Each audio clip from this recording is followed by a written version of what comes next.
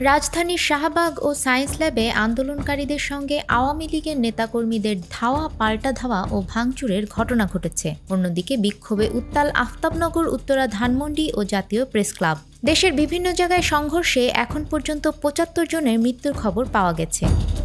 বৈষম্য বিরোধী ছাত্র আন্দোলনের ডাকা সর্বাত্মক অসহযোগ আন্দোলন কর্মসূচিতে অংশ নিতে রোববার সকাল থেকে শাহবাগে অবস্থান নেন আন্দোলনকারী শিক্ষার্থীরা। সকাল 10:30টার পরে আন্দোলনকারীরা পুরান ঢাকার দিক থেকে মিছিল নিয়ে শাহবাগে আসেন। সে সময় বঙ্গবন্ধু শেখ মুজিব মেডিকেল বিশ্ববিদ্যালয়ের সামনে আওয়ামী লীগ নেতাকর্মীরা স্লোগান দিচ্ছিলেন। পরে আওয়ামী লীগের নেতাকর্মীদের ধাওয়া দেন আন্দোলনকারীরা। সংঘর্ষের সময় হাসপাতাল প্রাঙ্গণে রাখা গাড়িগুলো ভাঙচুর করা হয়। আগুন দেয়া হয়েছে পরিবার ওভারব্রিজের নিচে।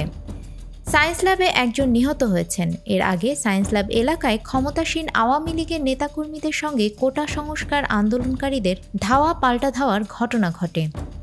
মুন্সিগঞ্জে কোটা সংস্কার আন্দোলনের শিক্ষার্থীদের সঙ্গে আওয়ামী লীগ, ছাত্রলীগ, যুবলীগ ও তাদের অঙ্গ সংগঠনের নেতাকর্মীদের সংঘর্ষ হয়েছে। এ সময় ৩ জন মারা গেছেন। মাগুরায় পুলিশ বিএনপি সংঘর্ষে জেলা ছাত্রদলের যুগ্ম সম্পাদক মেহেদী হাসান রাব্বি সহ নিহত হয়েছেন ৪ জন। রংপুরে বৈষম্য বিরোধী ছাত্র আন্দোলনে ৪ জন নিহত হয়েছেন, আহত হয়েছেন ১০ জন। সিরাজগঞ্জে ১৩ পুলিশ সদস্য সহ ২২ জন নিহত হয়েছেন। নরসিংদীতে ৬ জন, ফেনীতে ৫ জন, রাজধানী ঢাকায় ৪, রংপুরে ৪, সিলেটে ২, বগুড়ায় ৪ জন নিহত হয়েছেন। সংঘর্ষে কুমিল্লায় ১ জনের মৃত্যুর খবর পাওয়া গেছে। কিশোরগঞ্জে ৩ জন নিহত হয়েছেন। এছাড়া ভোলায় ৩ জন সহ সারা দেশে মোট ৭৫ জন নিহত হয়েছেন। আফরিন আপ্পি, আমাদের সময়।